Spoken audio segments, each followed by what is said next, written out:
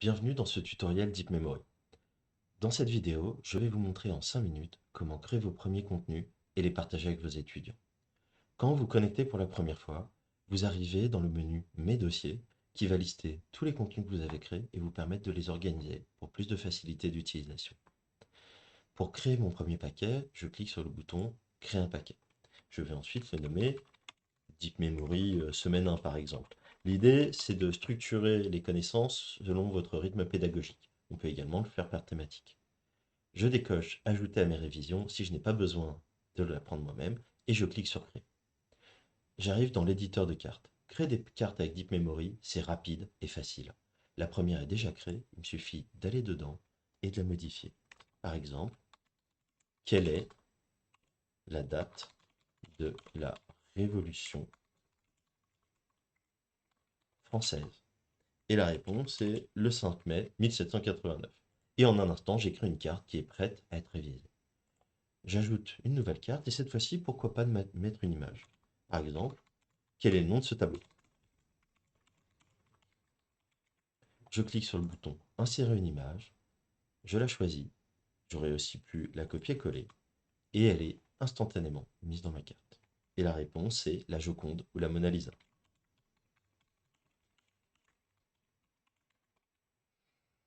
Les cartes qu'on a faites jusqu'à présent utilisaient le modèle question-réponse. Notamment pour l'apprentissage des langues, il existe le modèle recto-verso. Dans ce modèle, par exemple, si je veux apprendre à dire en anglais un livre, j'ai besoin de le connaître dans les deux sens. Un livre, a book, un livre. Avec recto-verso, je vais créer deux cartes. La première, la question sera un livre et la réponse sera a book. Et la seconde, la question sera a book et la réponse un livre. Ça me permet de créer plus rapidement des cartes appropriées selon mes besoins. Deep Memory gère également les équations. Pour ce faire, je clique sur le bouton Éditeur d'équations et deux possibilités. Soit je ne sais pas faire de latex, et dans ce cas-là, notre clavier virtuel va vous aider à construire votre équation. Ici, ce que je suis en train de faire, c'est une identité remarquable. Alors, je vais la terminer. Égal, point d'interrogation. Ou si j'ai le code latex, je peux le copier-coller, par exemple depuis les équations de Word. Je le colle et j'ai créé en quelques secondes une carte de révision très bien faite pour apprendre les formules mathématiques. Même chose en chimie, là encore on ouvre l'éditeur d'équations et on va copier-coller le code latex.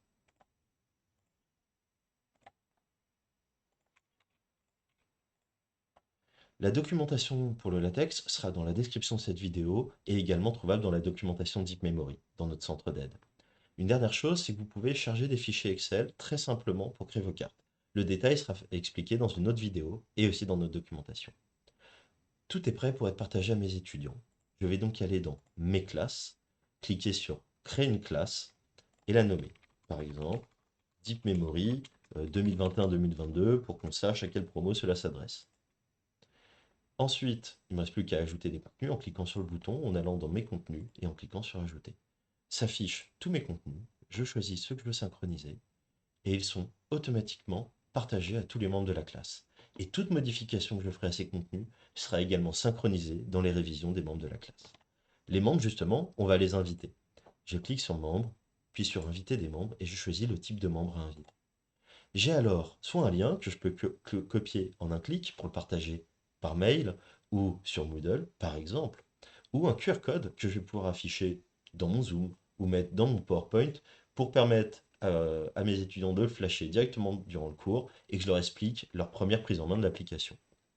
Pour expliquer cette première prise en main, nous avons fait un petit article guide qui va vous donner des astuces et des schémas pour vous expliquer comment expliquer à vos étudiants l'intérêt de Deep Memory et comment l'utiliser.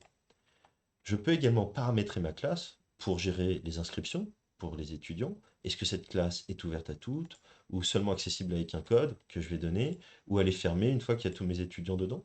Même chose, est-ce que je vais travailler avec des collègues, formateurs ou enseignants et qu'elle sera donc ouverte ou accessible uniquement avec un code ou tout simplement fermée si je vais travailler seul avec mes étudiants?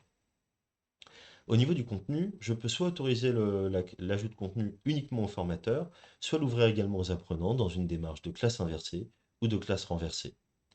Enfin, la classe peut être visible à tous dans l'explorateur de classe ou uniquement accessibles avec mes liens d'invitation. Une fois que tout est prêt, j'enregistre mes modifications et c'est fini. J'ai partagé mes contenus et mes étudiants vont pouvoir commencer à réviser de la meilleure manière possible. Si vous avez la moindre question ou le moindre besoin, le bouton support vous permet soit d'accéder à notre documentation, soit de revoir cette vidéo, soit d'indiquer que vous avez un problème et le renseigner, soit d'indiquer que vous avez une suggestion et la renseigner également, soit, si vous faites partie d'une institution partenaire, d'accéder et de vous inscrire à un webinaire d'utilisation Deep Memory où nous pourrons vous aider à utiliser Deep Memory de la meilleure manière possible, très simplement.